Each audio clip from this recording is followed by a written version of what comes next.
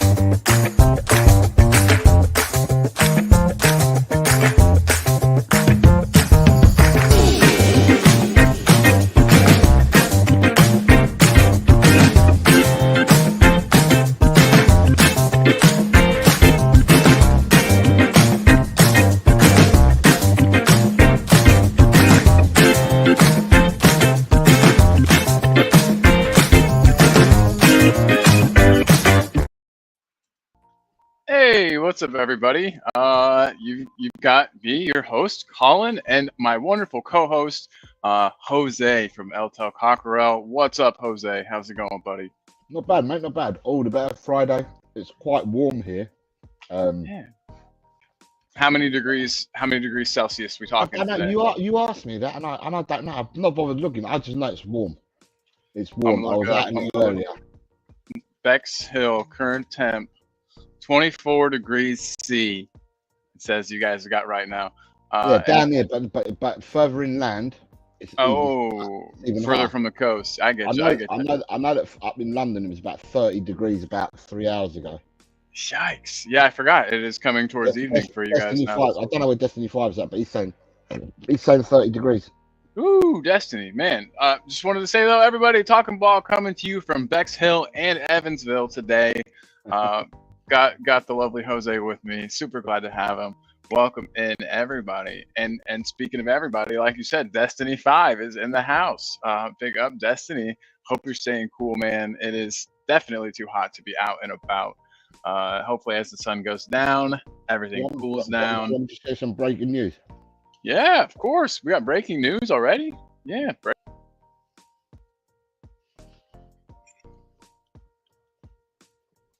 Breaking news already. Oh, wait. Yeah. Sorry. Wait. No, I can't see it there. Let me take us off there real quick. Change this. Nope, that's wrong too. Nope, that's wrong too. Here we go. But what is so let's say I can't read that all the way. Can you read that out to us? Yeah. Oh, Tottenham supporting director Fabio Paratici is facing potential further problems in Italy after a request for a trial into allegations surrounding Juventus. And that's been broken by Alistair Gold. No. So it's been broken by like the guy who knows. That's a bummer. That definitely is a bummer. Well, I'll share that with you because I just looked on Shitter just now, and I just thought that's the first thing that's come up. It broke like 2 minutes ago when I first posted it.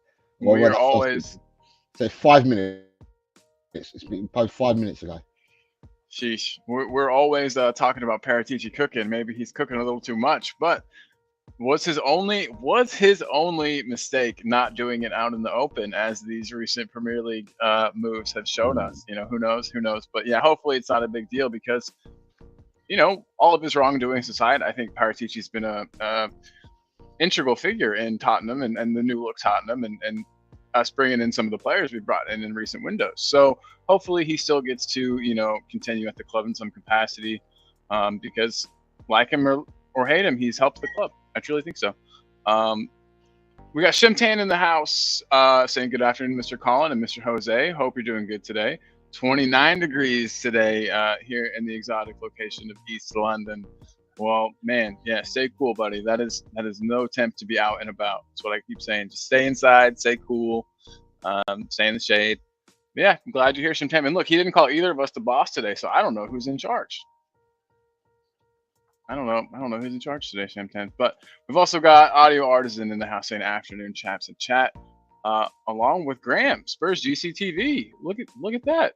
Big up, Graham. Says good afternoon, Colin, Jose. Hope you're both well. Afternoon, Graham, mate. Doing great. Yeah, like Jose was saying, glad it's Friday. And then 3-4 All's in the house in Bexhill. I moved down from North London to Bexhill in 2001. Now living in Hastings. Hastings is the next town down from me. It's about 7 miles from where I am. Wow. See, small world.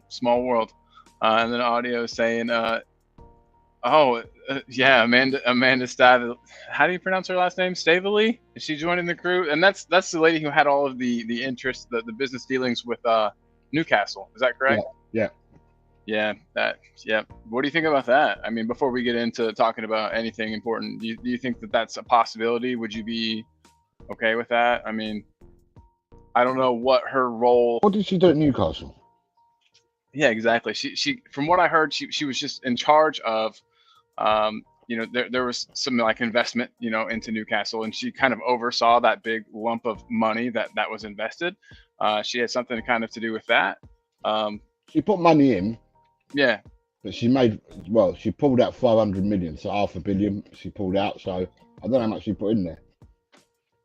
Yikes. Yeah. I don't think that much. But and I'm not sure. Do you know why she's pulled out of the Newcastle stuff? It seemed like that was with her. Have left the board. Ah, okay. Interesting. Well, we're looking to go down a different route. I don't know how I feel about it. I'll have to do some more research. But yeah, Audio. I've seen those links as well. I can't say one way or the other. I don't know enough about the lady. But someone I do know a lot about is Leo from Mile High Hotspur, who was in the house saying, "Big up, fellas. Hope you are all well." Yeah, we're doing well, man. Yep. I hope you're doing good, Leo. Good to have you here, buddy. Always good to have you here. And then Destiny is hitting us with this one. I wasn't gonna bring it up, but yeah. Hopefully, if she does, join up with us in any capacity, it's a fruitful relationship for both people. Is the other one coming up now? Oh yeah, let me. I've got us in a weird way here. Let me see if I can fix this. Nope. Okay, but yeah, that is the man, like Adrian Rabiot. So we've been linked with him again today. You said. I don't know how I feel about that either. I know that we've been looking for someone in that area of midfield, to play kind of that central midfield position. But he comes with a lot of baggage, as I'm sure I know. We've all heard, that his agent, aka his mom, isn't the easiest to deal with, to work with. So yeah, another good piece of breaking news. I don't know. Would you be interested in him joining? Do you know what? I watched him play and ever since we were linked with him, and I heard all this story about the baggage, and he's a bit like Adebayor, is what I was told, that he plays up to get a new contract and stuff like that. Well, I watched him play for Juve, and I watched him play for France, and he's a really good footballer. Oh yeah, I don't think that was ever in doubt. Football-wise, he's a really, really good footballer. He's a very good ball carrier. He's got a sweet left foot. He likes to get into the tackle and stuff like that. So, football-wise, he's a decent player. I'm not looking at outside of that. I'm just looking at him as a footballer, and he's a decent player. Yeah. No, absolutely. I don't know what age he is now. I'm going to look him up real quick. I don't think he's too old. 28, 29? Possibly. Yeah, he's 29 years old. Yeah. Perfect. Yeah. Right in his prime should be. I'd take him. Baggage aside, if we could separate him from all of the possible potential baggage that he's got, because we don't even really know how bad it is. But if we could separate ourselves from that, I would absolutely take him. Ben Kaufman, though, no way. He says, #no to Rabiot's mom. Afternoon, Ben. So we know how Ben feels. Ben is not hiding anything today. I love it. Big up, Ben. Hope you're well, buddy. And then look at this. Peter Kagayas is in the house, telling us it's 1:13, now 1:14 a.m. in Melbourne. Well, thanks again for being here. Hopefully, if you're at work today, hopefully work is not too bad. And then if it's a day off, hopefully you're enjoying yourself, buddy. Thanks for the work that you do, Pete. Of course. If you smell what the cough is cooking, love it. Destiny 5 says he'd take Rabiot because he's better than Basuma. Dang.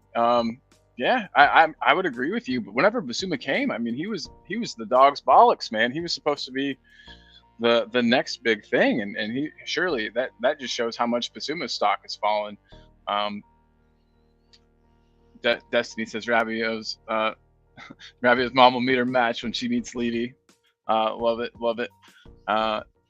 And then Tim Tam says 5'9", don't need him or his psycho mom agent. Oh, he's only 5'9". He's a small guy. Okay, interesting.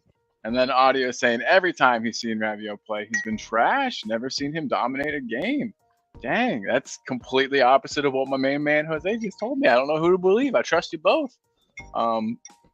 Could be that you guys, you saw him on a good day, Jose. Maybe an Audio saw him on an off day. And then Ben's telling us he doesn't pull any punches. Yeah, obviously you don't, and that's good because there are some topics I would like to kind of get. Oh, look at that last one, right?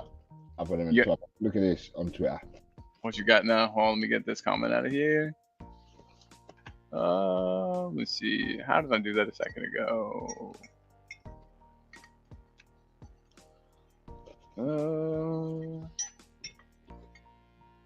All right, so that is. Wow, that is I can't read the text again. That's an old team sheet from us though. The title says this team would walk the current Premiership. Oh snap! So you got Kane, Prime Dele behind him, flanked with Son and Eriksson. You got in the midfield two of Wanyama, Dembele. Then you got a back four of Walker, Alderweireld, Vertonghen, Rose, and Lloris. Yeah, that's a good point. Do you agree with that, Jose? Do you think that team walks the current Premier League? I don't know whether it walks the current Premier League, but I'll tell you what, they'd certainly put up a fight, them lot. Yeah, hell of a lot better than what we've got right now. Is this 2018 team? I believe so. I think that is when that kit was from, if I'm not mistaken. Yeah, with the shoulder pads. Yep. That was the 2018 kit. Yeah, we were a heck of a squad back then. A heck of a first 11. A squad, maybe not so much. Maybe that's not as safe to say. But yeah, that first 11, I think could beat pretty much anybody. I'll stop pulling stuff up from shitter from now. Then you can carry on with the show. No, I like it. You're breaking the news.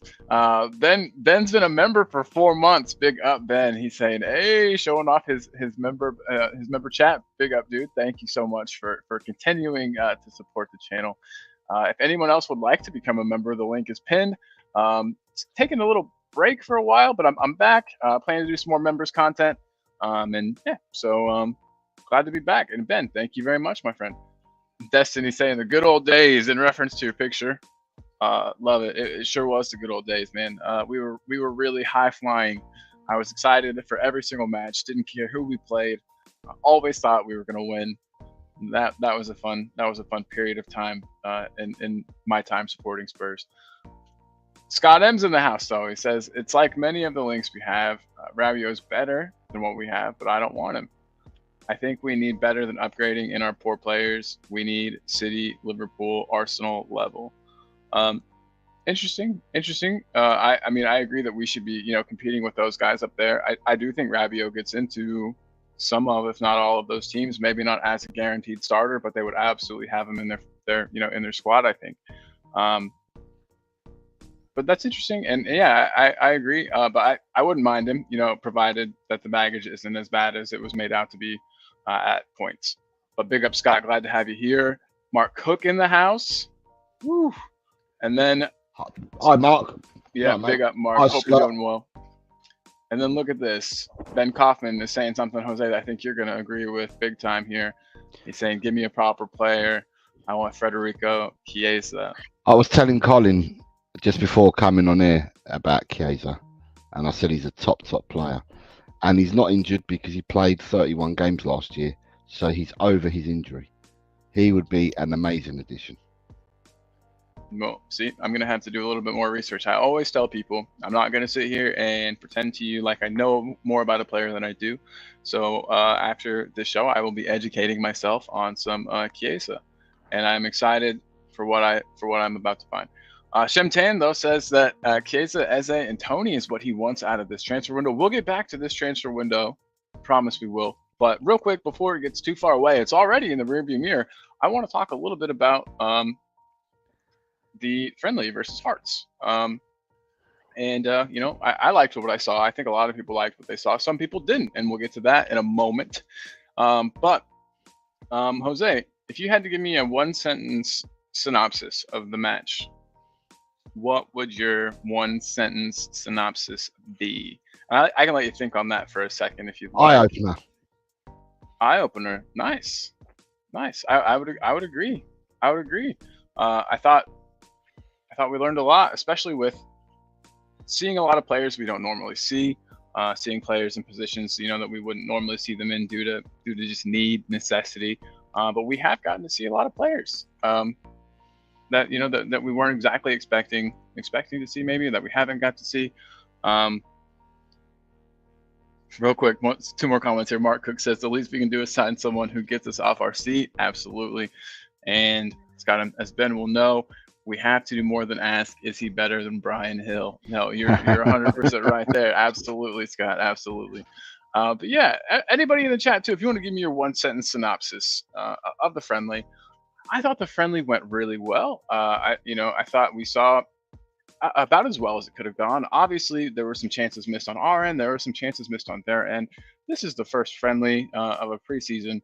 I know that we had that. I guess we had that behind closed doors friendly, if you want to count that. But this is some first competitive football these guys are playing in a while. They've all had some time off. Everybody's got a little bit of rust. But there were some things I was really excited about.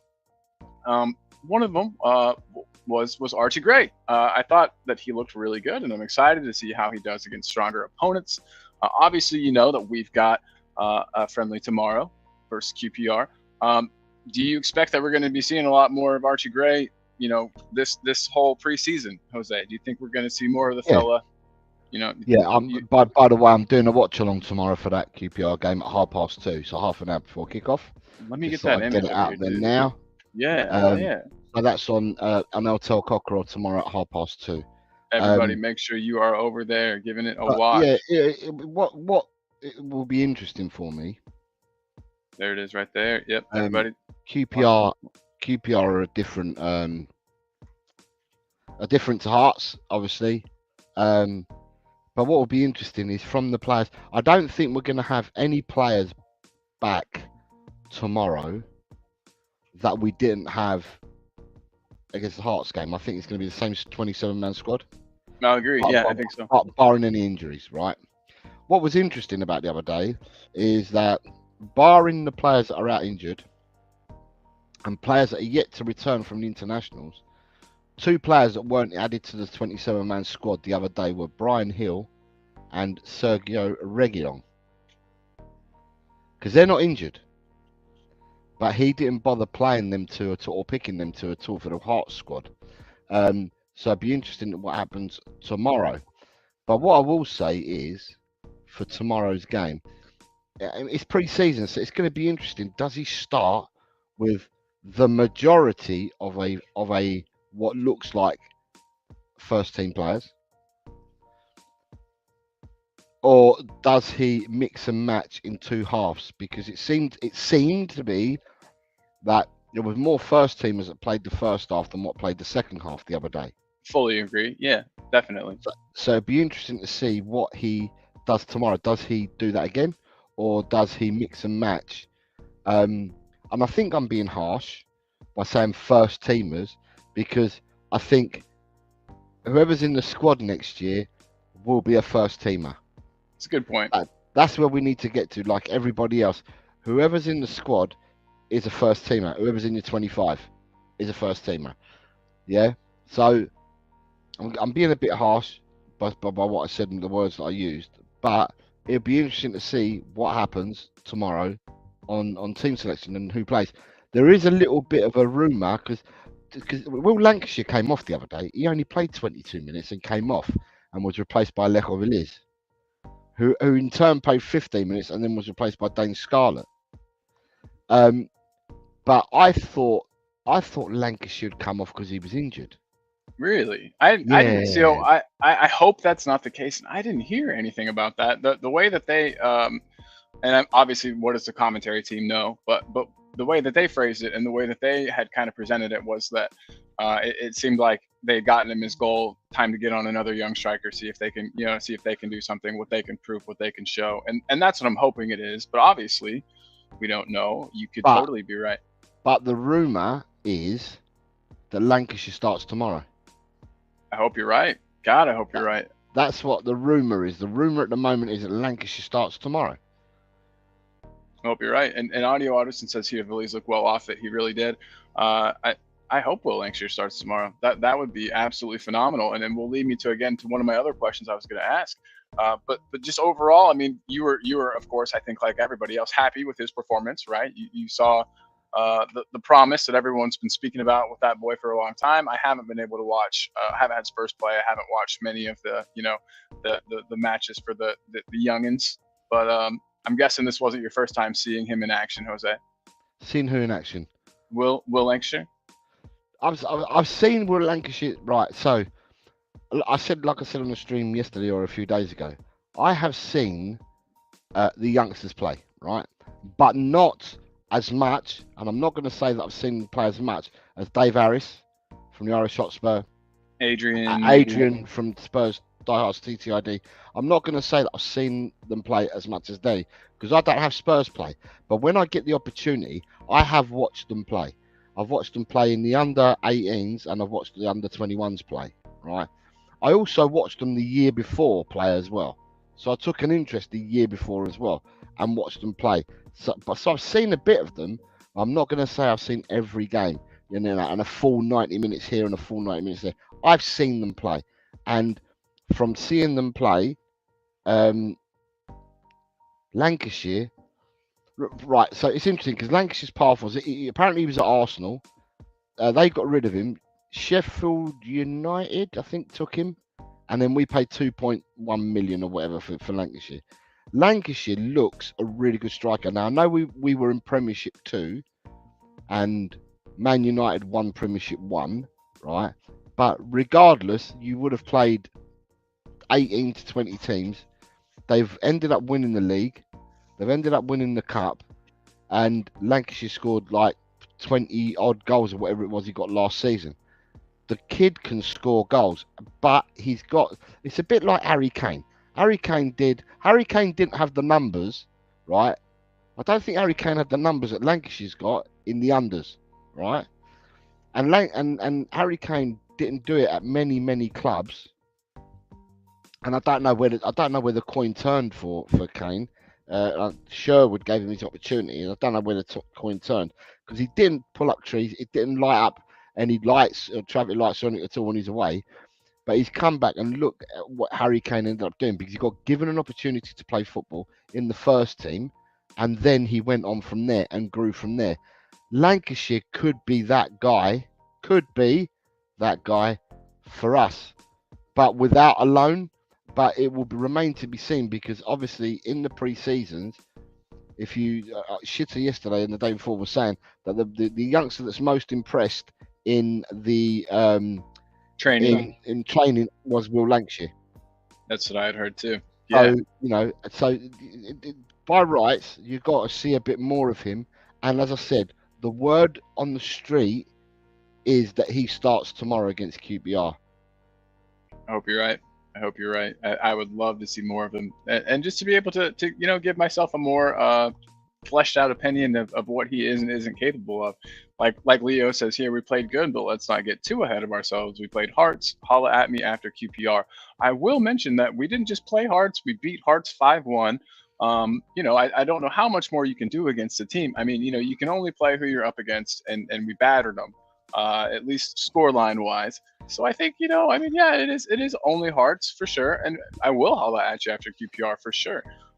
One thing I wanted to circle back just a bit. I asked everyone to describe it in a sentence, and Scott M says not a sentence, but the word I would use is concerning. But they said that is based on what I'm hearing because I did not watch. I'm going to circle back around. I kind of am going in a weird order, just I'm seeing things. But yeah, so many fans not particularly happy with the Hearts friendly. Was it the performance itself? What would you have liked to seen that wasn't on display? And I know, Jose, that you're not one of the ones that is especially concerned about what you saw. You were happy with some of the things that you saw, I think. But what was there anything in the performance itself that had you not particularly happy? Anything that you saw as a negative? Anything um, worth? To me, it was what it was. It was a friendly, right? But what I would say, right, and I don't care what other people say. This is my opinion. I'm not into. I'm going to follow other opinions, people's opinions. I'm not a follower. I lead in what I'm saying, and I mean, and I'm in my conviction what I say. It was a friendly, right? However, the friendly was men's football. It wasn't kids football anymore, so they weren't playing up against under 18s. They weren't playing against under 21s like they usually played in their leagues. They played a first team friendly, right? So they played men's football, and for the first team friendly for playing men's football, these youngsters did really, really well. I don't think there was any youngsters that you came out of it saying, "God, he weren't that good." I think we were impressed with a lot of. I'm not going to say me now. Me, I was impressed with a lot of youngsters that played, and it was nice to see them on the grass and playing. Yes, in the second half, it looked like it's the old adage, right? The players that played the second half were fearless, absolutely fearless. But in saying that, I thought Gray in the first half was absolutely fearless as well because they haven't got that noose around the neck, that milestone. They haven't got it around the neck, and they can just go and just play. Simple, shackles off, go and play. Now, I don't know what it is with a lot of footballers, right? But it seems to be that a lot of players play with shackles on them.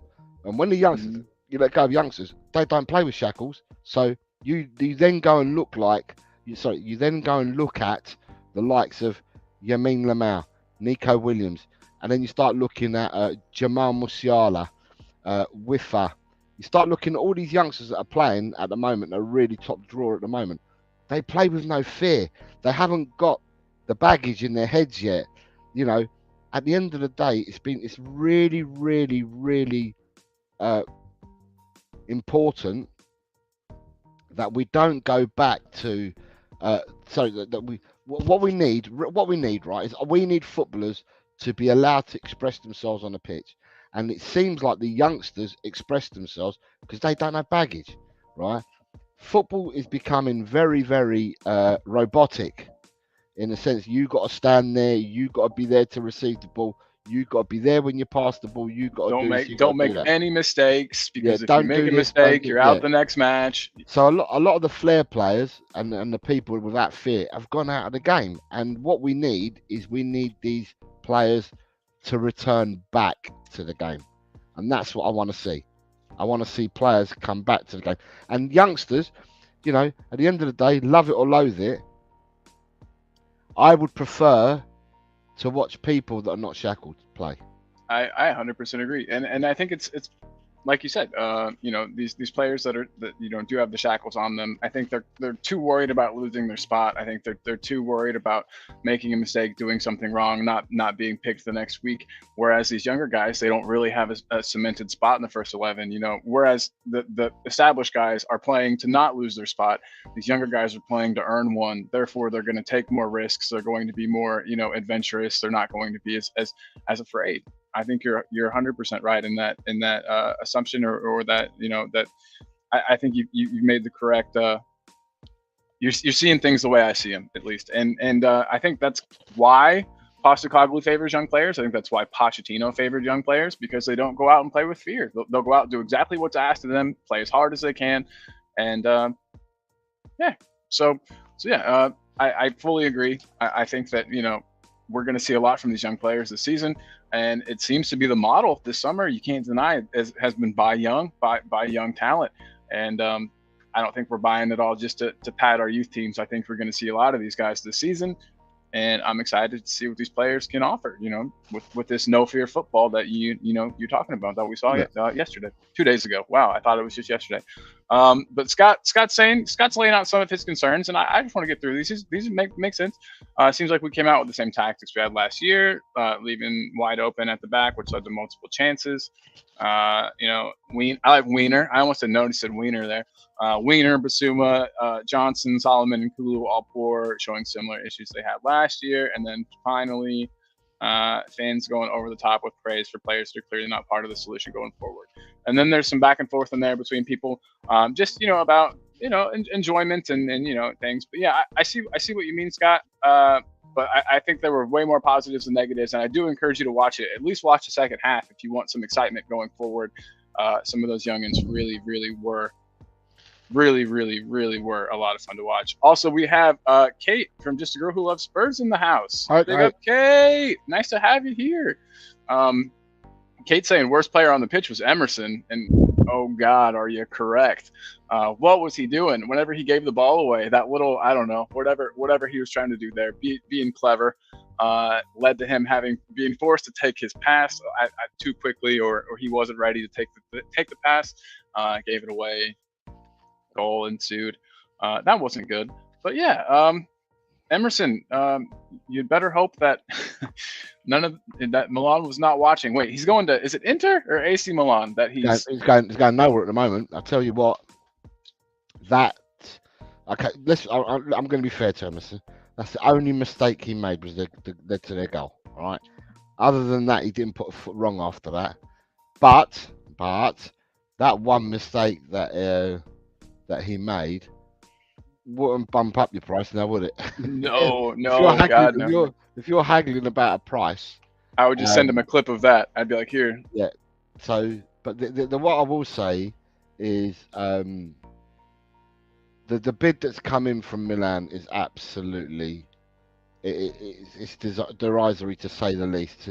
To come in and say we're only going to offer you 8.4 million is just absolutely See you later. The way as the Londoners will say, jog on. Jog on, mate. Jog on. When that bid came in, jog on. Simple as. At the end of the day, if you don't want to be a real about it, jog on, mate. And that's what Tottenham have said to them. Let's see. If they come in with an improved bid, we'll see. Yeah, I don't think it's impossible, especially depending on how bad they need an upgrade there, depending on how high up the priority list he is for them. I don't know if they have other options that they're looking at. I haven't been paying attention to that saga really much at all. Real quick, I just want to address this. Ramanshu, what's up? Hi, Ramanshu. How are you? Hey. Mate? He says, where's Ash? Why is she not featured in the latest videos? I don't want to tell tons of stuff about her life just in case she doesn't want me to, but Ash is off at work doing cool things, like kind of on assignment. And she is away from internet and things like that at the moment, from what I understand. But she will be back. Ash will be back. Sorry that you're not getting your Ash fix. We all miss Ash. But yes, she will be back to us one day, we hope. But she is off living her best life, doing some awesome work stuff. So gotta be happy for Ash. So that is that one. How long has she been away for now? She's been away for quite a while, hasn't she? At least 3 months. More. You think? Yeah. Time gets away from me. I reckon she's probably been away for 5 months now. Well, I think 6 months or something like that was the original timeline. No, I think it's longer. I think Ash's time will be longer than that. But it may be longer than that. But Ash will start appearing once she has set up and stuff like that. She came back for the Tottenham's Women's FA Cup final. She came back to Civilization for that game, and because she appeared for the day, didn't she? She's around for the day. Yeah. So, yeah. As soon as she's back, she'll be back on our channels. Yep. But we all miss her too. So yeah. Big up to Ash. Leo saying, I don't mean to come off negative. I enjoyed the game. It went how I expected it to go. I'm impressed with the youth. Now it's time to play a better team. That's what I meant in holla at me after QPR. For sure. QPR playing in the championship, that theoretically are going to be, a step up. It depends on what team they put out, obviously. It depends on who they play, how much they rotate, things like that. But yeah, in theory, I think it should be a better test. Jose, you think QPR probably are a better team than Hearts? Better test for the boys? I don't know, I don't know. I really don't, because QPR are a Championship side. Hearts finished. Hearts finished in the top. They might have been top 3 or top 4 last year in the Scottish Premiership. It all depends on how you value. You know what I mean? Where you I put. think Hearts have qualified for Europe. Wow. Not for the European Cup, the Champions League or whatever, but then one of the other cups. I think. Don't quote me, but I think they did. It's difficult to say. I don't know. I can't balance QPR and Hearts finished third, is what I'm being told by people in the chat. So if they finish third, then that means that they're going to the Europa League. So wow, it's difficult to assess a QPR and QPR in the Championship and a Scottish Premiership Division side. Listen, at the end of the day, I don't care. All I'm going to say is that they played men's football for the first time the other day. They were men's football at the end, and they didn't look out of place. They didn't look out of place at all. I'm not going to jump on the bandwagon that everyone else. That a lot of people jump on. I'm viewing the game through my own eyes, and I'm giving my own opinion. I'm not following anyone or believing in what other people have got to say or not got to say. For me, these kids played first team football. It was a pre-season friendly, but it was first team football against men. It'll be against men again tomorrow. It's going to be against men every pre-season game, because they're not playing any under 21 sides or any under 18 sides. They're playing men's first team football, and you're going to sink or swim, and that's what we're going to find out. That's what Ange will find out. Can we just go back to that? Yeah. Graham says, guys, check out ECLIA Talks Football review of the game.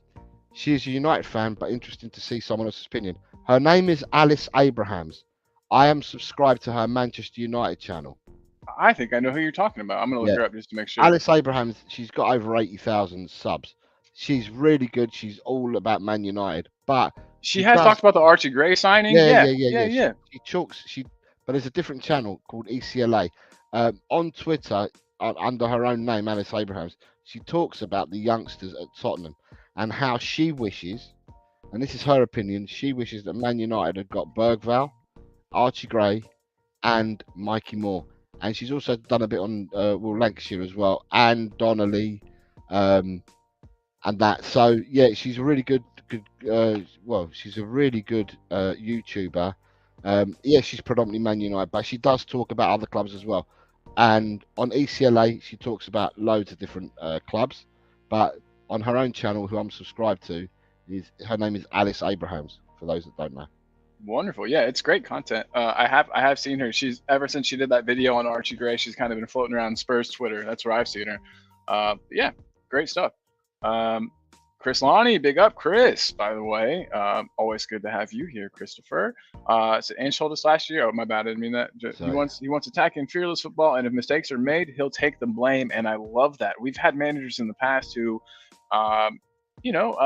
would shift the blame onto the players. Looking at you, Conte, and it's nice to have a manager who's willing to take some of the blame. Too many grumpy Spurs fans. Time to support another team. Grant, Destiny thinks. And we got Cockney Johnny Vasco in the building saying, Geezers, hope you're well. Hope you're good, Johnny. Hope you're good, buddy. Always good to see you. And then Jamie Ember's in the house. Hi, Jamie. Hope you're well, mate. Ember. Yeah, good to have you, buddy. Hello. Hope you are well on this fine Friday.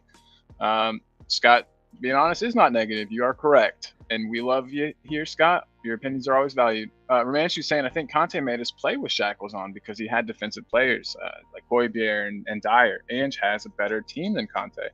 A lot of people would agree with you there, Romanchu. I'm one of them. I do think Ange has a better team than Conte, and I'm excited to see what the second season is going to look like. Jose, you think that's a fact, kind of, that we were playing a little bit shackled with Conte football? You were talking about how everything had become kind of robotic in football. Conte is known for that. Everyone says it's supposed to be like playing PlayStation. It's not just Tottenham. It's not just Tottenham, Colin. I'm talking about every team I watch. It's robotic football. In the Premiership, every team I watch is robotic football. It really is. It's like, you've got to be here. You've got to be there. Where are the flair players gone? And I don't mean the ones that wear the trousers that flap, right? Where are the flair players gone? Tottenham used to have flair players, but so did other teams as well. There's lots of teams that have flair players, but now football has become so robotic that flair's gone out of the game. It's like you've got to stand here, you've got to stand there, you've got to pass this lane, that lane. You know, it's just gone are the days where you had someone who would just go at them, freedom, attack. You know, and this is not just Tottenham; it's all of football's getting to be like this, which was why it was a joy to watch Spain win and play in the Euros, because some of the teams that England came up against, Slovenia's, Slovakia's, Serbia's, Denmark's, Switzerland, they played in a rigid way. They played defensive, rigid way football. You've got And to I'd get say that's used kind of to it. tournament football for the most part. I would say, you see more Yeah, of that. but you see a lot of that. You see a lot of that with teams that you play against. True. Players can't have the flair and go, and it's not just in the Premiership; it's everywhere. Football has definitely changed in the last decade, 2 decades, 3 decades. Each decade that's gone along, we've seen less and less flair players. Now you've got people like Ronaldinho and people like that saying they don't want to watch their nation play anymore because there's no flair. They're robots. They're playing like robots. Now, you look back 20 years ago and you look at Brazil, and it doesn't matter about it being Brazil because they all played club football as well, right? But you looked at your Ronaldinho, your Rivaldo, Ronaldo, Bebeto. You looked at all these players. Now, they were fly, man. They could play, and they played with flair. They played with flair for their clubs and for their nation. You know, you go back 20 years ago and you look at the Italian league and the players that were coming out and playing in the Italian league, they were dons, they were boss players, you know. And at the end of the day, if you look right, so that's world football. You go as far as Tottenham, you go back 10 years ago, we had Gareth Bale, Van der Vaart, who did their own thing, players that did their own thing. You had Berbatov, did his own thing. Oh God, Maverick for sure. Yeah. Bit further back, you go Ginola, did his own thing. Go a bit further back, Gascoigne did his own thing. Hoddle did his own thing. Waddle did his own thing. Ardiles did his own thing. You can listen. You can go back to any team and go back, and each decade that you go back, there were more fair players. There were more flair players, and I just feel that players nowadays are just like robots. It's like computerized. You might as well just get fucking AI. Just Yeah, seriously. I get what you mean, and also now that there are less flair players in the game, I think the bar for what a flair player is has been dropped a bit. I think if people think of players. I mean, I don't know, KDB, Kevin De Bruyne. Would you consider him a flair player whenever he was at his best? Obviously, he's not doing as much now. But yeah, I think KDB was a player that I think you would think of maybe as a bit of a flair player. I'm just trying to think of flair players in the game nowadays. You've got Mikey Moore. Boom. Look at that. Look how full circle that just came. Mikey Moore. He's a flair player. Mikey Moore. Keep his shackles the way it is now. Listen, Mikey Moore for Tottenham and for England could be, not saying he will be, but could be your Yamin Lamau for Spain. Wow. And look at this. Look at what Boris. I skipped a lot of comments. I'll have to go back. But Boris is saying the reports came out that Spurs board rejected an 8-figure bids for Mikey Moore last year. So that shows we're not just going to sell our youth, and also that we believe a lot in him as well. Wow, that's awesome. I hadn't heard that, Boris. So thank you. First of all, thanks for being here, Boris, and thanks for that little tidbit. It's true. It's been on there that a few clubs have tried to offer, because Mikey Moore is 16 years of age. Now, you can sign a scholarship for 2 years, right? But one of those years you can be a pro. So you can't turn pro till he's 17, right? So at the moment, Tottenham offer him a scholarship, but he can't turn pro till he's 17. And these clubs are circling, trying to buy him and trying to get him and prize him away from Tottenham. Tottenham, in order to keep him, Tottenham will have to offer him first team football or in and around the first team squad, because that's what these other clubs will be offering him as well. Man United have been circling as well. Wow. Man United will be circling. And I know that from Alice Abrahams has said that Man United have been circling as well. So tell them to go away. They can't have it. So we got so you got sorry, catching up with the chat. Yeah, tactics won't change. That's honest. Anyone who knows Ange knows this. Yeah, he's played the same way for 20 years, and I don't think he's going to change either. This narrative is boring, Kate says. And then Graham, 100% Kate. In fairness, tactics do not need to change. Players need to change to suit the tactics. So basically, right, two scenarios, right? When Pep came to Manchester City, right? Pep came, he's got tactics, right? When Pep came and he got rid of Joe Hart. Joe Hart, who was England's number one and had been uninterrupted England number one for a fair few years, won titles with Man City. Pep came and said, "You're not good enough for my team." And Pep let him go, right? And brought in another goalkeeper because Pep's tactics is a goalkeeper that can play with his feet. And Joe Hart wasn't that. So he got rid of Joe Hart and brought in a new goalkeeper. Pep's tactics also meant that they got rid of the fullbacks that they had at the time, and they went and spent big at the time. They spent just over 50 million on bringing in Walker from us and bringing in Mendy from Real Madrid to play on the left. And that's just over 100. I think they spent about 102 million pounds on them two players, right? And the goalkeeper, because the tactics were going to be, this is the way we play. So they bought players to fit the system of play. He bought players. Jurgen Klopp turns up to Liverpool. He gets the money for the deal for the Brazilian lad. I can't remember his name. Coutinho, who's now left Villa and gone back to Vasco da Gama. Right? He came in, didn't like what he saw, moved on Lovren, moved on the goalkeeper. I think it's Karius or someone like that at the time. Yeah, then bought in a centre midfield. So then bought in a centre half and then brought a goalkeeper in, and slowly but surely, the players that he took on left the club, and he brought his own players in. It was to fit a system that he played, and the tactics that he played. He bought players that could play his system and a system that he wanted to play, and that's exactly what Ange is doing. People that can't see that and that don't know that, then I'm afraid you're going to have to go away and do some studying, because that's exactly what's going on at Tottenham. Postecoglou will only have players that he feels will fit the system that he plays. He's not going to, right, if he's got a fully fit squad and he's bought the players and he's got the squad he wanted, then he's not putting round pegs into square holes, right? And that's what we need to be seeing. 100% agree. 100% agree. And everybody knows it's going to take him time to build this squad. I don't think anyone thought it was going to be, I don't want to say Rome, saying Rome wasn't built in a day is I know kind of a silly thing to say. But yeah, it's the truth. Rome wasn't built in a day. We're not going to build an entirely new squad. It's not going to be entirely in Ange's image in one or two windows. And that's why we gave him such a long contract. We clearly had faith in him for this project to steer it well. And so far, so good, I think, in my opinion. But here's an unpopular opinion from Romanchu. He says, if Ange ever decides to leave, I will absolutely love to see Conte back. I know another guy in the chat named Scott M, who is 100% on your side with this one, Romanchu. And maybe Scott wouldn't want him to come back, actually, because Scott would say he wouldn't win anything here. But Scott loves him too.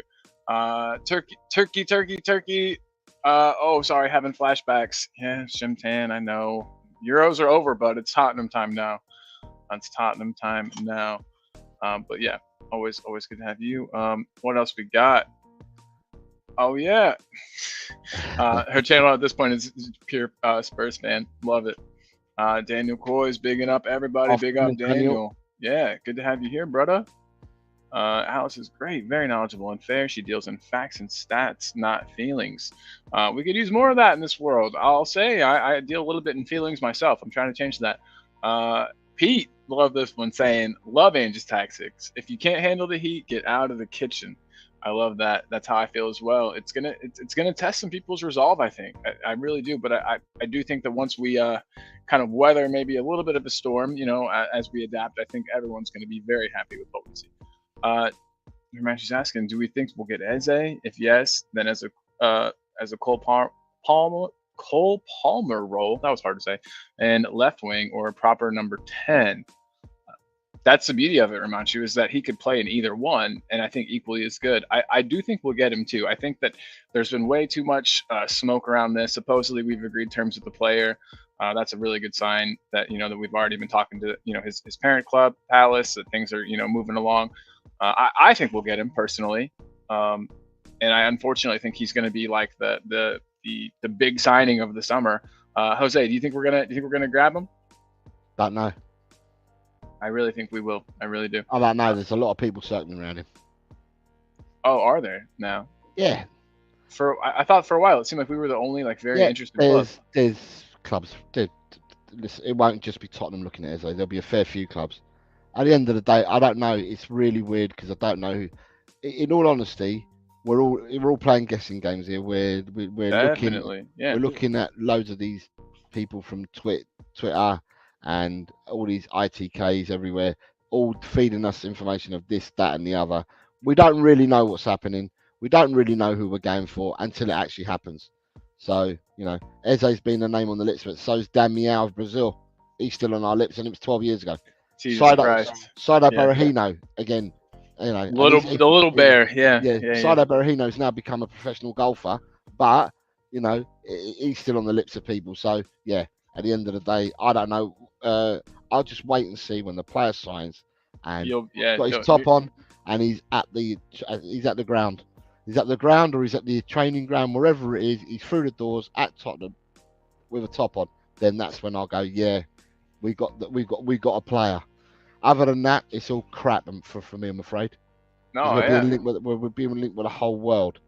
When we're talking about flair players, this is earlier. Flair players. Kate says Grealish had moments of flair at Villa. You have a Adrian Chia, thank you, my guy. You didn't have to do that.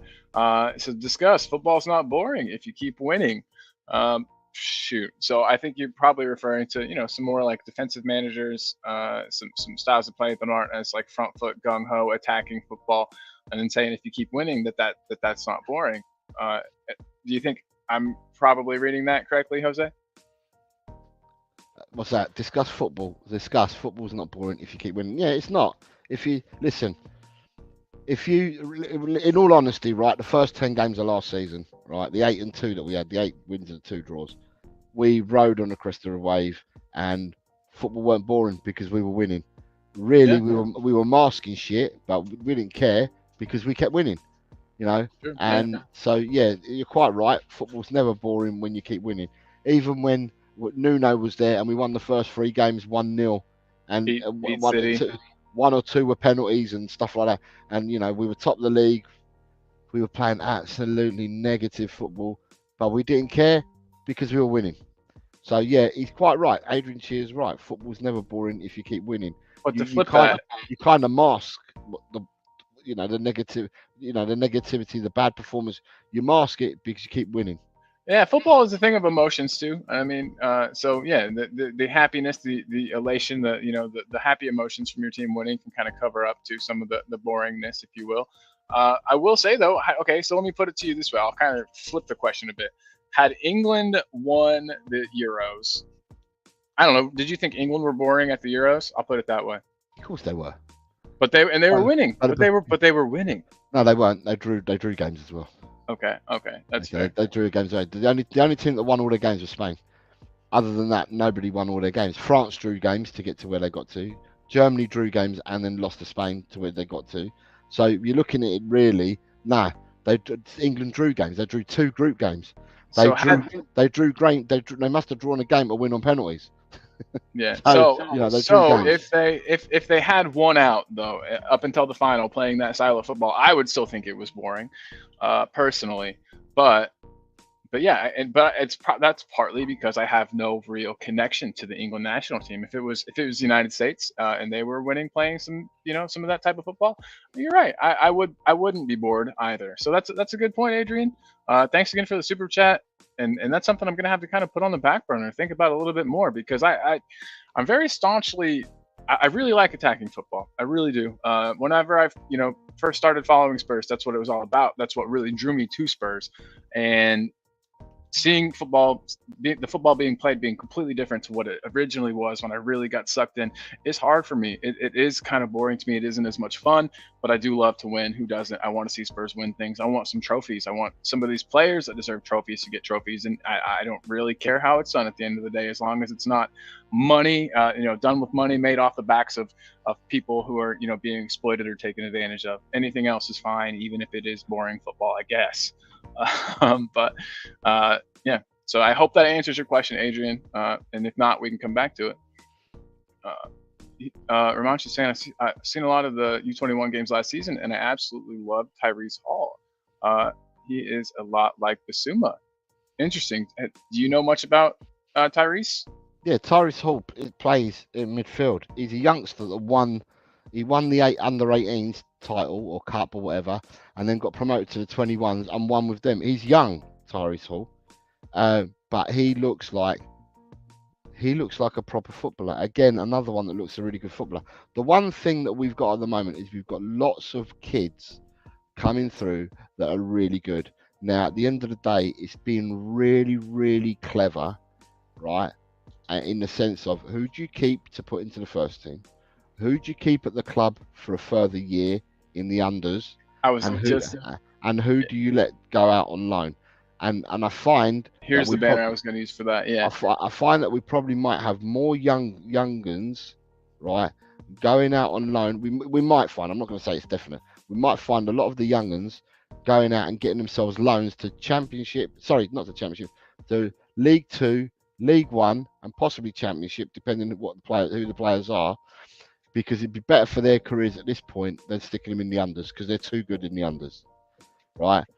And we've got quite a few players like that now that we can say that, and it's quite interesting on the back team at Tottenham on how they're going to plot the pass for some of these people. Yeah, I'm glad I'm not in charge of it, because you're right. You can really screw up a player's development, and we've done so in the past. I feel like with loans that haven't worked out. I know it's not completely in our hands either, but I think that these loans have to have some really, really definite and they've got to have some wording in them that's very strong, and make sure that they are going to get game time. To make sure that if they don't, that we can yank them back and send them on another loan or keep them here. We've just got to make sure these loans work out. Pete's saying these matches coming up will give him an insight on our youngsters. Absolutely. I'm especially excited for the Bayern matches. Those are going to be great. Oh, whoa! Chris Peters in the house. Afternoon, gents in chat. Good afternoon, Chris. How are you, mate? Hope you're well. Hope everything's well, mate. Nice to see you. Big up. Yep. Big up, Chris. Good to see you, dude. Always good to see Chris Peters. Talking Tottenham TV. Is that Jamie? That's Jamie again. Yeah, Jamie. Big up, Jamie. Yep.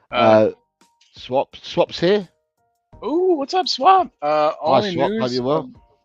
Bradley Loco was there. That's not a fella I know either. Is that a name that you know, Jose? Bradley Loco's a left back that Tottenham have been looking at. He's currently away with the France under-23s, who are the Olympic squad at the moment. Gotcha. Okay. So's Desiree Doué. So's Ryan Cherky. Was he the guy that you said that reminded you a lot of Destiny on the left? Yeah. He does. He plays exactly like Destiny. Nice. Nice. I would be happy with that. But supposedly Tottenham are looking at him as well. So yeah, give me a second. Younger Destiny. That'd be great. Romanchu says, I'm hearing Richarlison links to Saudi. If we sell him, should we go for Lautaro Martinez? I don't know whether we'll go for Lautaro Martinez, but I've seen it today on Shitter again. But I've also heard Richarlison poo-pooing these rumors and saying basically that he doesn't want to go. Richarlison said something about 3 weeks ago. Yeah. But I'm just saying, if he didn't want to go 3 weeks ago, he never shut down that he would be at Tottenham. But what he said, he will definitely be playing Premiership football. Yeah. Right. But now they're saying that Richarlison's out injured at the moment anyway, and we're not going to see Richarlison in the friendlies. I don't think him and one other, and I think it might be Ben Davis. We're not going to see them. We're not going to see them at all. I don't think that they'll be flying out at all for the friendlies that they fly out for. So that's the 2 games friendlies or the 3 game friendlies. We're still out there for Bayern Munich first game. They're not going to be part of this, them 2 players. So he's currently injured at the moment. So we'll have to wait and see. But the stuff that's coming out. And this again is all if you believe everything that you're going to read, you could drive yourself insane. You really could, because there's so much out there, and there's so many contradicting articles out there as well. I mean, it's hard to keep track of what's being said and what's not being said. But the one that's doing the rounds at the moment is that Richarlison, the Saudis are heavily linked in coming in for like a 60 million. I don't know if it was euros or pounds, but still, that would be recouping a lot of the money that we spent on him. I mean, it's from a monetary standpoint, it's really hard to say no to. I also, though, don't want to like push this guy out the door to something he doesn't want to go do. I mean, he is under contract with Spurs. He should be able to, we should honor that. I think if he wants. I don't know. It's tough. It's tough. Jamie's saying that he thinks if we do get Eze, then we don't get a striker. Son will be the main man up front. That's horrifyingly scary. This is why I want us to play Lancashire this season. I'd play Lancs over Richie. He's impressed. He's impressed in on the grass since they've come back for pre-season. Obviously, he's impressed because of the amount of goals he got last year. Let's wait and see what happens. The thing is that the one thing about Tottenham is you're damned if you do, you're damned if you don't. Tottenham will not be short of players in playing for all the tournaments. So if they're playing for the Premiership, the FA Cup, the League Cup, and Europa, Tottenham won't be short on squad numbers because they'll have a squad of 25 that they can select, and then they'll have all the unders or all the young uns that go on the B list that don't have to be named in the squad, and that will include Gray, that will include Bergvall, that will include Lancashire if he's going to be around, that'll include Mikey Moore, that may include Donnelly. There's going to be players that are going to be in the B list. So at the end of the day, it may work out well. Right, just before Colin does a bit of begging in a minute, Romanchi says, I was really impressed with Gray. Think he'll be a starter this season. Also, Bergvall looks like a Tigerian. I don't know what that's from. Is that Game of Thrones? Oh, okay. Yeah, I somehow completely missed that show. I've never even seen one episode. Right. There's a bit of groveling. Guys, please subscribe to Jose's channel. Eltel Cockerell puts in a lot of work, does a show dang near every day. So if you haven't subbed to me, please sub to me. And tomorrow, watch along at 2:30, and Colin will be on with me tomorrow on Eltel Cockerell. I'll be there. Watch along for the QPR game. So let me get these banners out of the way. I want everyone to see how beautiful this is. But yeah, this is for tomorrow's match. So look at that preseason watch along. It's kind of cut off there still, but guys, please join us. Starts half an hour before the match, and yeah, it'll be a party. Can't wait to have you guys there. I'm gonna pull this off of here. Great, now it's us now. Yeah, and then also, if you guys are anime fans, if there's any anime fans in the house, or just people that want to do me a favor, I am at 40 subs. I need 50 before I can do live streams. I've got some fun ideas that I'd like to do live streams with on that channel. So if you guys could head over to that link, it's pinned now. I pinned it. And so if you guys just want to click over there and sub, even if you hate anime, but you like me, please do it. 10 more, and I've reached my magic number, and I can start doing fun things there. So yeah, would really appreciate that. If we can get Colin 10 subs, then my daughter will be happy because my daughter subscribed, but she loves anime. She really does, and she's itching to see what Colin does. So please sub over to Eltel Cockerell, and then we can all be together for tomorrow's game. And sub to Colin's anime channel. Get him the 10 subs he needs, whether you watch it or not. At the end of the day, just get him the 10 subs he needs so he can do lives, so he can start looking at another path as well as the football that he does. He's got another path that he wants to tread as well, and it will all be good for Colin. So please try and help out. Thank you guys. Thanks, Jose. I appreciate you and everyone in the chat. If you guys help me out, I do appreciate that. But you've pinned it. It's been pinned to the chat now. So Colin's one has been pinned to the chat. Right. Yep. Scott says Moore can't be loaned out and has to play with the youth team. Loan everyone else. Scott, yeah, he can't be loaned out, but he can be part of the first team as well. Is what I was saying. Rakdos Madness says, "Oh, Alan, yo. Good morning, Colin and Jose. Sending love. Happy Friday, Alan. I hope you're well, sir. Nice to have you on the show yesterday. You're a good guy. Tomorrow, if you want, I know it's going to be really super early for you, but we're doing a watch along on Eltel at 2:30, so half an hour before the kickoff. if you want to come on, you're more than welcome. Just send me a message, mate, and we'll make that happen. I know he's an early riser, so there's a pretty good chance we might get him. But tomorrow he hasn't got to do the kids runs and stuff like that, so he may well be there tomorrow morning. So, Brian Maguire says, any transfer news? Not long finished work. Not a lot.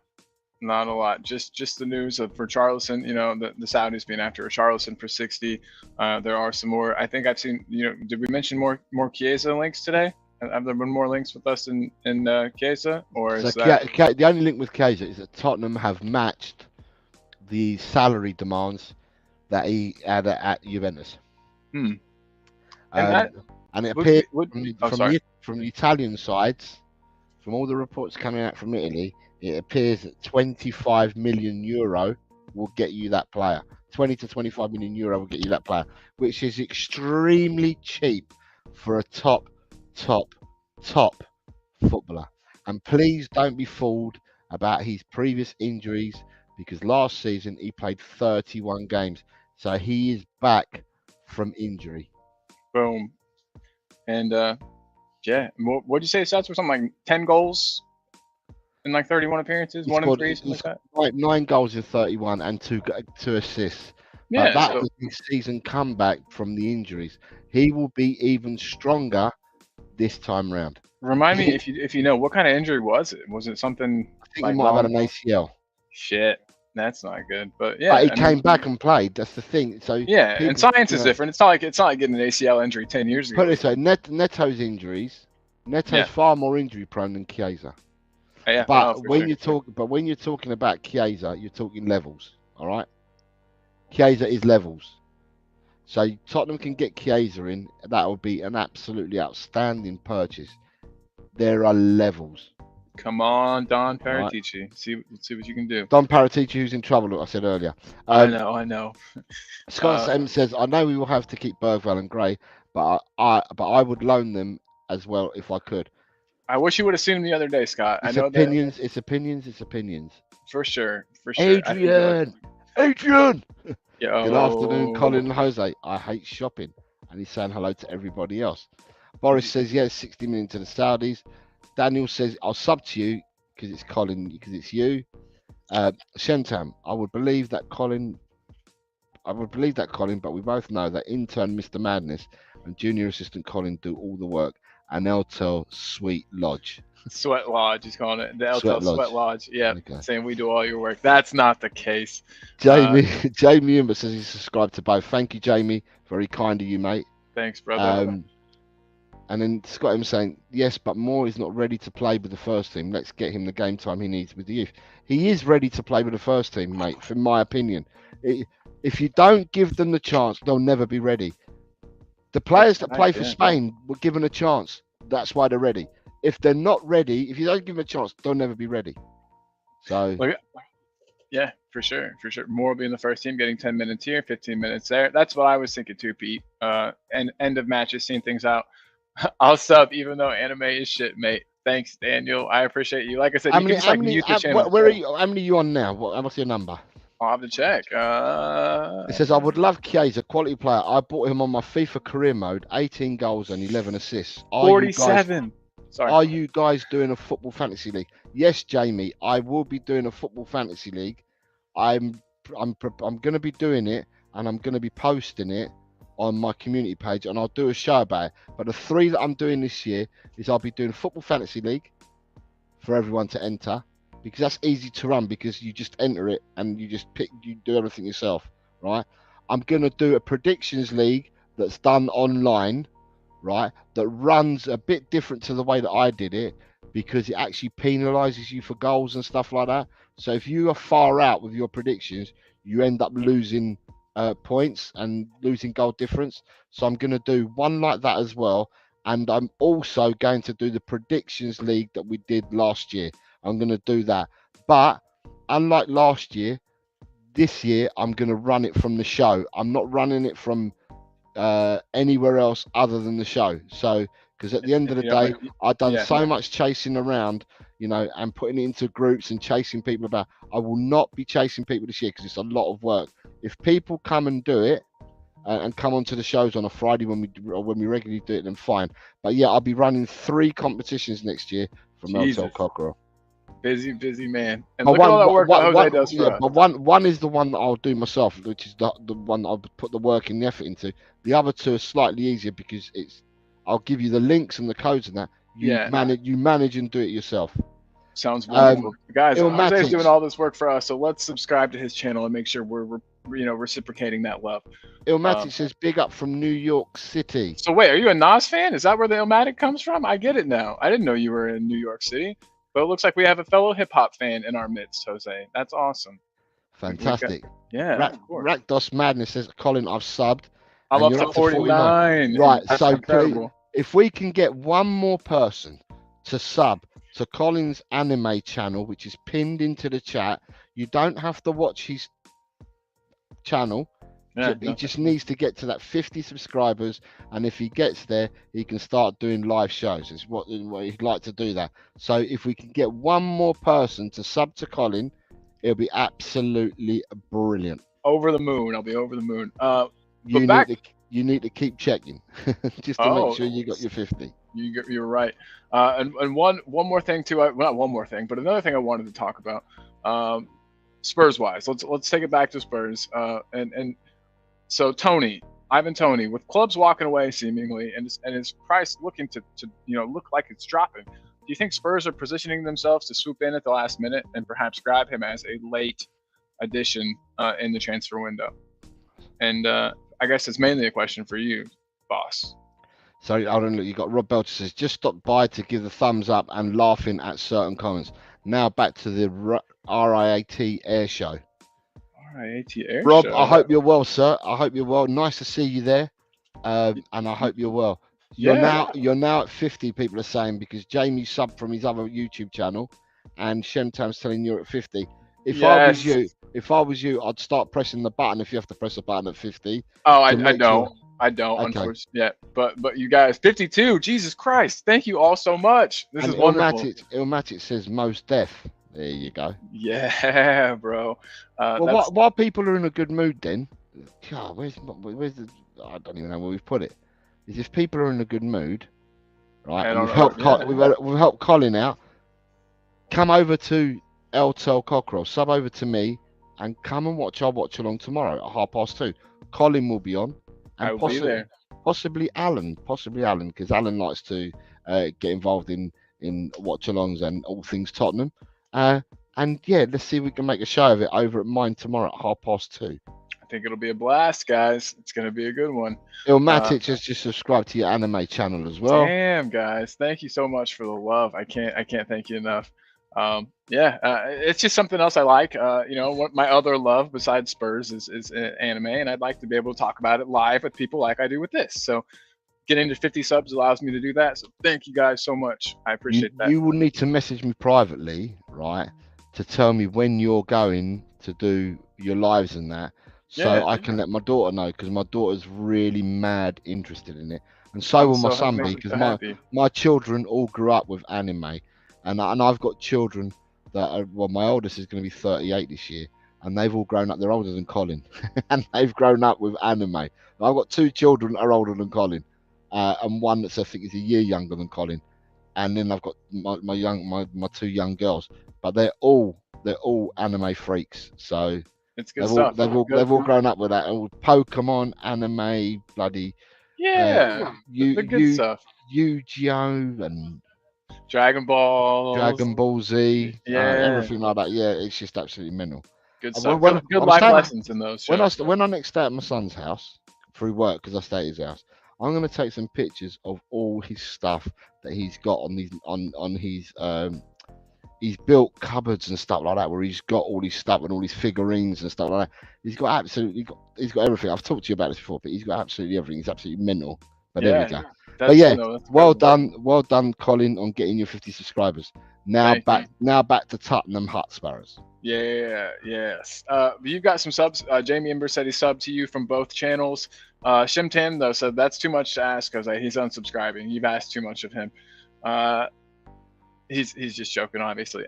Scott though, Scott saying that he has subs and will hit a like, but can't contribute more than that because like Daniel, anime is not for him. But Scott, thank you. And look at this, Rob sub too because he's a really nice guy. Rob, we appreciate you, buddy. Thank you very much, man. Thank you. But guys, back to this question. I just want to I just want to remind the people because there's some people in the chat now that do the fantasy. Oh, Please watch out because I will be putting it up on the community page. I'm running 3 competitions with football this year for the Premiership. One is the Barclays Fantasy Premier League, which I will set up a league, and then I'll give you the codes, and you can go and set your own teams up, and you manage it yourself, and we can see where we all are. The second one will be a predictions online league, right? That can be done, but that works differently to the one that I did. Because you get penalised for goals and stuff like that. That you know. So don't put any wild Ben Coughlin-esque answers in that one. It's all done on goal difference and stuff like that. And if you're way off, you get minus points and minus goals. And then I'll also be running. So they're the 2 that'll be done online. And I'll be also running my predictions league that I did last year. So I will do that again.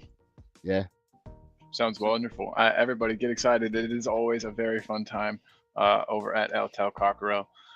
Sorry, and your question was? Oh, sorry. Yeah. So my question was had to do with Ivan Toney. It just seems like clubs are kind of pulling their interest. His price seems to be dropping, and I'm wondering if Spurs are positioning themselves to swoop in at the last minute or late in the window and grab him at maybe cut rate price. Right. So I spoke about this, Colin, maybe a month ago. And I said, and you were there when I said at the time that Brentford were looking for 60 plus for him at the time. And I did say at the time, this smells of David Raya all over again, where we offered 40 mil, or they wanted 40 mil for David Raya. We said no, jog on, as you would say in London, jog on. We told Brentford to jog on, and in the end, we bought Vicario, and about 2 weeks later, Raya went to Arsenal on loan, so they paid, I don't know, whatever the loan fee was, but then there was an obligation to buy him for 27. So because it was later in the window, they had to drop their price. Now, I said a month ago that I don't believe a deal will be struck at the money that Brentford are looking for. I said a deal would be struck circa 40 million. So what will end up happening is that the price has already dropped, because Toney has been known about for at least 4 weeks, if not longer. People all knew in his last year his contract. Brentford need to sell because he's told them he's not signing. So if they don't sell, he's free to talk to clubs in January, and he goes on a free next year. So the deal will be done with Brentford, and I reckon the deal could be done at around 40 million. That's my opinion, was 4 weeks ago. I've got no reason to change that opinion at all. At 40 million, would you take him? I'd take him at 50 million, but you know, if you can get him for 40, you pay 40, don't you? Come on, let's be serious, right? Yeah. Tony improves Tottenham's front line straight away. There's no hesitation, no doubt. He improves Tottenham's front line straight away. Now, the thing is that very early on, some of the clubs all stepped away from Ivan Toney. So they were saying that Ivan Toney's not on their hit lists. Yeah? Yep. Now, why and why not, I don't know the reasoning, right? But if I'm Tottenham and I'm serious about Toney, I think I would be looking at him, I would be having conversations with him and stuff like that, putting the feelers out, doing all the work that we've got to do, the groundwork. So when it becomes time to press the button, you're pressing the button and the player's automatic is coming in. A bit like the Archie Gray, within 24 hours he came in. Yeah? Yeah. A bit like Vicario. You heard of Vicario, everyone's like, who? 24 hours later, he was a Tottenham player. Yeah? A doggy, who? 24 hours later. That's the kind of action that you need to do. Now, Tottenham, as fans, we get absolutely incensed because we are entitled and we don't know what's going on. Right? Right. We have to know. We have to know. We should know. Right. But the good thing is that we don't know. And what that then does, it means if we don't know, then our rivals don't know. Facts. Yeah.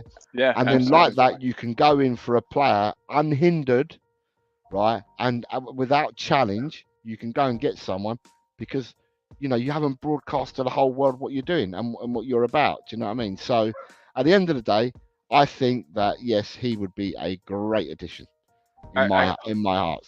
Since we the trail on strikers is sort of gone a little cold, and I wonder if we're trying to leave this option open, like you were saying, to see how much that price drops. I don't know. It just seems something very Tottenham-like, and also, like you said, he's a player that would instantly improve our team, and we've all been crying out for that. Statement signings is what some people would call them, but I just want a player that'll come in and immediately improve our first team. I think Tony would do that, and I think he's gettable. I think he's very gettable, which leads me though to there's a couple more comments I want to get to before I do that. Hermanchi says, we have hijacked lots of Brentford targets. I don't think they will sell him to us. Maybe Romanchi, but they got it. There's nothing they can do, Romanchi, because they've got to get money for him. Otherwise, he walks. So it doesn't matter who they sell him to. They just need to sell him. And it doesn't matter who comes in for him. They'll take because they need to sell. The person who's holding all the power in this is Tony. And if you want a buying club. Now, what I will say is that, and I don't know because I'm not close to the deals and all that, but if Tony is someone that Tottenham are seriously interested in, then they will go and make a bid for him. If it's not someone they're not serious in, they will not bid for him. It's as simple as that. Now, when you're bidding for someone, that means the approval has come from Munn, Langer, Paratici, Postecoglou, the whole kit and caboodle would have agreed the deal or would have agreed that they wanted that person, and then they go for it. They press the button and end up going for it. So if we go for him, it's because the due diligence has been done and it's been accepted by everyone at the club that they're going to go for him. If they don't go for him, it's because they didn't want him. Simple as. And that's with any player. I think Tony makes too much sense not to grab, but we'll see. We'll have to see. Ryan G's in the house, though. Bigging us both up. Jose, big up Ryan. Hi, Ryan. How are you, mate? I hope you're well. Ryan is the best. My favorite Wolves fan, Ryan G. Ranchi's talking about Tony's attitude problems, and he doesn't think Angel want him since he wants players with a good attitude. And that's fair. That's fair. And like I said, if they've done their due diligence and it doesn't fit what we're after, then they won't bid for him. But if they've done their due diligence and they don't think that he's got the attitude problems and they've done that and they bid for him, then it's because they want him. It's as simple as that. There's no hard and fast on this. You bid if you want, you don't if you don't. Simple. Boom. Exactly. And Scott's comment made me laugh out loud a second ago. He said, I think Brentford are just happy to get him gone, so they will sell him to anyone who will pay, so not Spurs. Laughing, crying face. Love it. You guys, exactly. Guys, this brings us to close to the end of the show. I want to do my budget version of Keeper West Ham. You guys know that I've had to change the music a bit for right now, just so that I don't get in trouble. Actually, you know what? I forgot. I don't care about that right now. So I'm going to go ahead and play the fun one. We'll have the intro, and I have a quick Keeper West Ham for you guys. So are you ready? Let's do it. Romanchi, you got to come over to my channel as well, mate. Romanchi, if you're not there yet, yeah, man. No, because look what he says. He says, this is the best Spurs channel. Oh, my heart. I feel so good. But yeah, Jose's is great as well. And my channel wouldn't be half as good if Jose wasn't here. So definitely. Romanchi, there you got to go there, son. You got to go there. Sir. Yes. El Cockerel. And come the second best Spurs channel. Come and watch us tomorrow because it's my channel, and Colin will be on there, and we're going to do the watch along for tomorrow's game at 2:30. Sorry, Colin. Oh, no worries. That was for Romanchi. That's good. Yeah, absolutely. Here we go, guys. Time for everybody's favorite intro. This is just an intro. Again, we're not leaving yet. Sometimes people leave, don't leave. Here we go.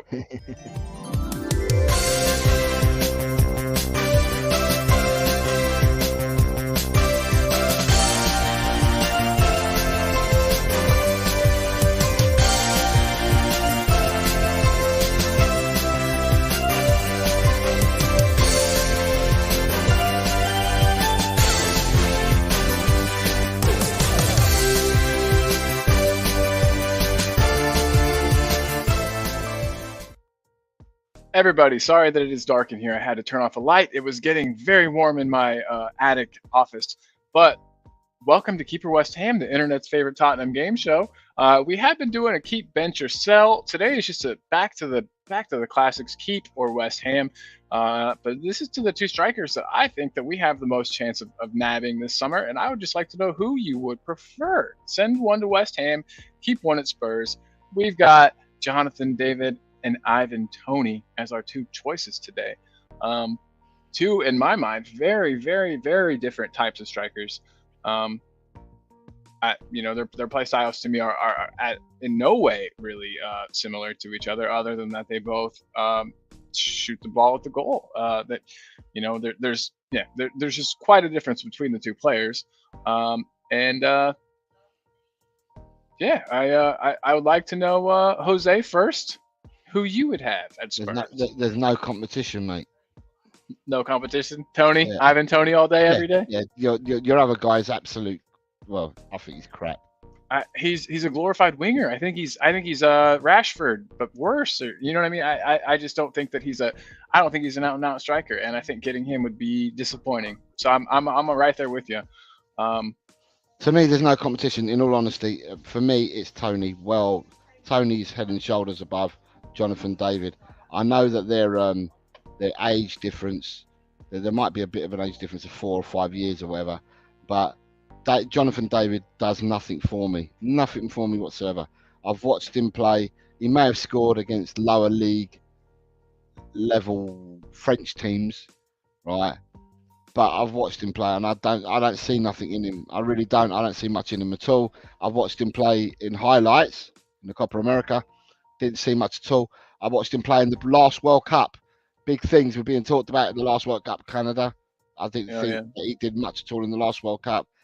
I think the person who can speak more about this than me would probably be Scott M, because Scott's still here. Scott follows all football, and obviously in Canada as well. So Scott would probably know a lot more about the player than myself. But for me, I would. Toney is a Premiership player. Toney is a player that can drop deep, a la Harry Kane type. And then your wingers or your forward, your other two forwards, your left forward and your right forward, can push on into the spaces. Toney is would be for me an ideal striker. Against popular belief about his attitude and stuff like that, I think Toney wants to prove himself. I think Toney wants to be in that England team. Toney wants to be a regular for England and playing. He wants Kane's position. And he wants to put all this stuff behind him. He doesn't want to be remembered as the gambler. He wants to be remembered as a very good Premier League striker. And therefore, wherever he goes, he will want to impress. So you won't be getting someone, whoever gets Toney, won't be getting someone, egotistical, this, that, and the other. You're going to get someone that's going to damn well try, because he's got goals left in his career that he wants to go for. And one of them big goals is England. He wants to be the centre forward for England. And so therefore he would give his all. And it doesn't matter, as I said, whether it's Tottenham or someone else, he would give his all. So I'm firmly Toney for me, and Jonathan David. Either there are 11 of you, I'll send all 11 of you to West Ham. That's pretty definitive. I'm an Ivan Toney supporter, and Ivan Toney is who I would choose out of these two as well. Jamie Imber agrees, and look at Scott. Keep Toney. Send David to West Ham. Ryan G saying the exact same thing, and we've got some more explanation here from Scott, saying that Jonathan David would be a very good option as the first player off the bench, as he can legitimately play across all three positions up front, like some people claimed Richie would do. But as a starter, David, although better than Richie, is not good enough if we want to compete for trophies. Great insight, Scott. I appreciate that very much. As I said, Scott's going to know much more about this player than I do.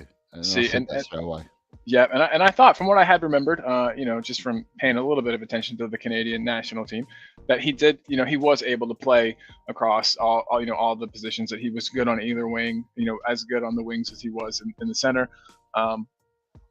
There's a question here from Chris Lonnie. I'm going to start that real quick. I'll be right back to it. Romanchi says West Ham to Toney, and then Alfonso USA. Hold on. What is this, Romanchi? Hold on. Romanchi, there's no Alfonso. It's Jonathan David.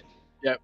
If it was Alfonso Davies, I might that would change everything. I know they don't play the same position, but God, that would be quite a player to have. But anyway, Chris. Oh, sorry. Audio Artisan says you don't want to be the replacement. You want to replace the replacement. Richie was never going to fill Kane's shoes. Whoever replaces Richie is going to look way better than him. That's Audio. You bring up a fair point. I think that Richie had kind of an impossible task in front of him. An unclimbable mountain. There's no way he was going to step into Kane's shoes. The shoes were too big. He couldn't fill them. And you're right. I think he looked worse for it. I think had he come in just as another option, or as a striking option instead of the main guy, the only guy to replace Kane, I think he would look a lot better, and he wouldn't be thought of in near as negative of a light. So, yeah, that's one thing. Jose, would you say that's a pretty fair statement? You don't want to replace you want to replace a replacement. You don't want to be the replacement. It makes a lot of sense to me. In this case, yeah, 100%. For sure. David Clark, DC from Leicester. How's it going, David? Look, it's been a while since I last saw you, David. I hope you are well, sir. Yeah, same here, David. He says Victor Gyökeres. I'm so bad at pronouncing that guy's name. Is on his way to Gyökeres. Gyökeres is on his way to Spurs. Regarding Tony, I wouldn't put money on it. I hadn't heard much of Gyökeres to Spurs, so maybe I missed something. No, you haven't missed nothing. Colin, yo, just stay calm, stay cool. We don't know what's going on. Nobody knows what's going on, right? Gyökeres is valued at 84 million. Right? Christ, yeah. But there are rumours along Twitter, and I don't know where they're coming from, saying Gyökeres could go for cheaper. Now, if that was the case, wouldn't everybody be on him like flies on? Colin, you're on it, ain't you? Hey, you know the score. Oh, yeah. Everyone will be after him. So, at the end of the day, I'll only believe who we're getting once it's announced and they've got the top and they're in the building. When I know that, or if Fab gives you the here we go, then I know the player is with us, right? Boom. Other than that, at the moment, so you've got links now to Gyökeres, people talking about Gyökeres, right? You've got people now bringing Jonathan David back into the equation because he was out of the equation. You've got the ITK saying that Tottenham are down to two players of interest for the striker position, and that was Ivan Toney and Jimenez, right? So it's who you want to believe. They're all talking and spouting. I forgot about ITKs. I'm hopping on to look at. Yeah, they're all talking. They're all spouting and stuff like that. At the end of the day, we will get who we will get, and it's when they've got the top on and they're announced. I think it will happen the same as it's happened with Archie Gray, Vicario, Udogie, and all the other dealings that we do. It will happen that all of a sudden you'll hear advanced deal done, player signs 24 hours. That's what's going to happen, and because we're keeping quiet, we're not publicizing what we're doing out there, and that can sometimes be very negative for our heads. Frustrating for sure. Yeah, it's a very negative for our mental health being, because we all want to know what's going on. We all feel entitled that we should know everything that's going on. Yeah, we're the fans. Yeah, tell us. But some things, I like sometimes surprises. So when you've got a chap turning up in a Volkswagen Beetle, and you didn't know I knew that was coming, and you didn't know he was coming along at all, and then he gets out of his car and it's Jurgen Klinsmann, that is a surprise. When you had the last day of the transfer window and 2 hours before the transfer window goes, all of a sudden you're dropping the name VDV, the original VDV, and you sign him, you're like, bang, that's it. It was quiet. Where did that come from? These are the kind of things that Tottenham are doing, and I prefer surprises than knowing what's going on. I prefer you to surprise me with a nice signing than me knowing what's going on. Or me reading 20 players' names and then thinking to myself, which one am I going to put my pin on? And you know that's a tactic of Paratici, is to spill out like 4 or 5 names for a position, so that it does sort of make it harder to guess, and so that we're not seeming like we're putting all our eggs in one basket, so teams don't have leverage over us in that capacity. I mean, yeah, it's going to be like this for the rest of the summer, like you said. Players will pop up, we'll sign them, it'll all be done quick. I fully agree. That seems to be our modus operandi lately. and Jamie's reminding us about Victor's 84 million Yep. pound release clause. Romanchu saying, do you guys remember that Richie bicycle kick against Serbia? That was so cold. Yes, bro, that was absolutely cold. And Richie might still be living off that. I'm not sure. Hopefully, No, he scored 2 world-class goals against Everton last season. That's true. He did. They were both top world-class finishes. First time world-class finishes from him, both goals. But you can't dine on that for the rest of your career. So right, he needs to step. If he's going to be at Tottenham this year, he needs to be stepping up with goals like that and more frequently. Absolutely. Jamie says if Spurs pull that Victor signing off, he will get an Ange tattoo on his butt. So I just wanted to pull that up so that everyone hears me say it. We're going to hold him to it. If Victor Gyökeres comes to Spurs, Jamie Ember is getting an Ange Postecoglou tattoo on his bottom.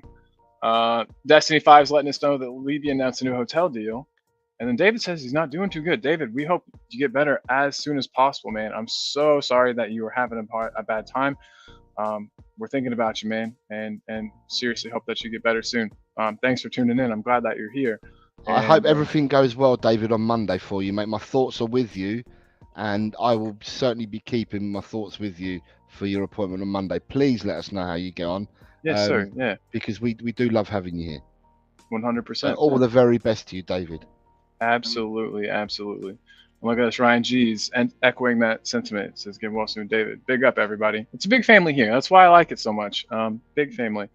But guys, that I think that was the easiest keeper West Ham ever. But that's fine. I like the nice and easy ones. I like when everybody is in the same camp. Wait, hold on. Fabrizio Romano just posted. Here we go for. Oh, it's the tattoo thing. God dang it. Why did I actually remember that or actually believe that? Hey, look, it's Julie Sievers in the chat. That's my mom, everyone. Hello, Mom. Hi, Julie. Hello. Hope you're well. Work's going well. Yeah. Scott says, just kidding. I know. Why did I even believe you for half of a second? That's so, man. Enzo Fernandez found guilty. Big ban incoming. What's this have to do with anything? I saw that there was a tweet that was shared from Romero about this, but he quickly deleted it because of like controversy. But what happened with Enzo Fernandez? I haven't got a clue what you're talking about.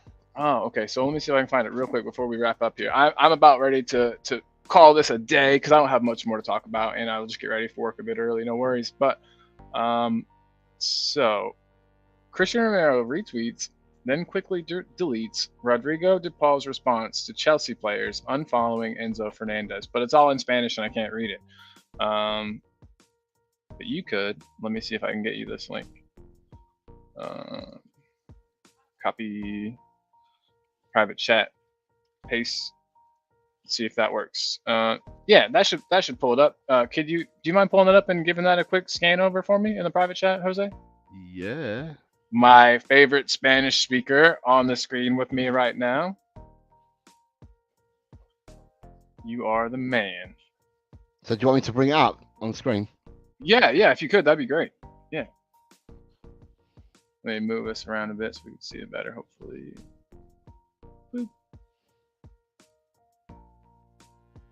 And there we go. Okay, we got it up. And then what does that say? Oh, sorry. Oh no, you're good, buddy. Rodrigo Paul sobre el cántico en el micro de la selección del vivo. And then that's the arrow. You should be able to click that arrow and take it to like a second page. That little over arrow. This one. Yeah, that one right there.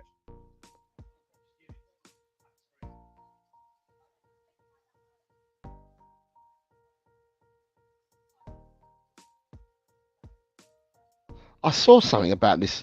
It's not really much. It's Rodrigo de Paul. It's not really much. This is on X somewhere as well. This is on X. Nah, there's something on X about this. About Rodrigo de Paul. I thought we had some juicy juice. Nah, the Rodrigo de Paul made comments on X. But yeah. Oh, so everyone said racist chants on the bus. And Enzo singing a Dodgy song on the bus. And then the president of Argentina just fired the head of sport for their country for criticizing Enzo. This is crazy. Interesting. A lot of them are saying, a lot of the players are saying that it's been taken out of context. It wasn't racist. The song wasn't racist at all. And you know, there's a lot of people saying, you know, why are people going mad about this all? You know, because there's no racist connotations there at all. But Enzo did apologise, so I'm kind of lost now. Obviously, everybody knows that I'm Spanish, right? But Spanish and Argentinian is not exactly. It's not Castilian, so they speak Spanish, but they speak with kind of a twang and a dialect. And when I had heard it and I read it, sorry, when I heard what I was singing, I actually turned around and said they never made no reference to any Angolans, never made any notice to any Ivorians, any Madagascarians, anywhere that you think that, you know, that French players have come from. I heard no countries being named or players names being named in what they were saying. Now, to me, that's the way that I saw it, but I don't know. As I said, to me, I mean, Cockney Johnny Vasco, you understand Spanish as well. If you heard the song like I heard it, I didn't hear no words in there that were racist at all. But then again, in Argentinian, it's slightly different to Spanish. That's what I was going to say. When I learned Spanish in school, it was Spanish from Costa Rica, and it's all Costa Rica and Peru and all that is where you learn it in America. Yep. So all different. But anyway, enough about racism. I didn't mean to open that can of worms. I accidentally did. My fault. I'm gonna close that can of worms and put it over here. Johnny said the same thing. Didn't think the song was racist. But again, guys, sorry to have even brought that in. I didn't mean to do that. Just wondered. I thought it was something more football related than that. But guys, we've done it all. We've talked a bit about the friendly that was 2 days ago. We've had a day to kind of think about it and a day to sit on it and revisit. We've revisited that. We've talked about some of our youth players and our hopes for them. We've talked about the fact that tomorrow there is going to be a live watch along. Starts 30 minutes before the friendly tomorrow. Let me get this banner out of here so we can really see everything. But that is on El Tel Cockerel tomorrow, 30 minutes prior to kickoff. We will be here, Jose and I, and possibly, hopefully, Alan from Team Tottenham Go. And hopefully a lot of you that are in the chat as well will pop along. And Absolutely. Audio Artisan wants you to sing the song in English. I don't think that's a great idea.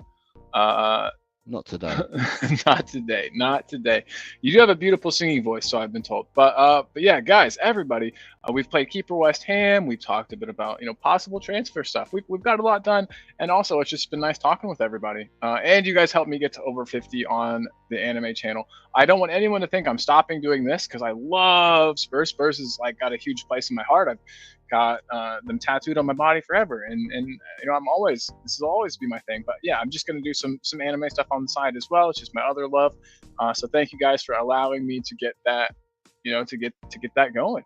And before we go, I just wanted to again hold on, look at that, Rubensu. Guys, I had an hour interview today. HR interview. Interview was an Arsenal fan. Hope I get the job. You didn't tell him about your Spurs love, did you? I hope not. Man, that's gonna be hard to hide. Maybe I hope you did tell him. I got a song. Can you hear the England sing? I can't hear an effing thing. Good stuff, Johnny. Good stuff. Love it. But before we go, I just wanted to thank everybody for being here. We had so many of the regulars, so many people I haven't seen in a long time. It was really, really good seeing everybody. We had Jamie, Chris Peters, Johnny, DC, everybody. I could name everybody, but everybody was here today. Daniel Koz, Romanshu, Destiny 5, Audio Artisan, Chris Lonnie, Scott M, Johnny Cockney Vasco, David Clark, There was only a few. Julie Severs was here as well. There was Jamie Imba was here as well. Shem Tam, Michael Romanchu, J, Rob Michael Belcher, J, Rob Belcher, 3 for all.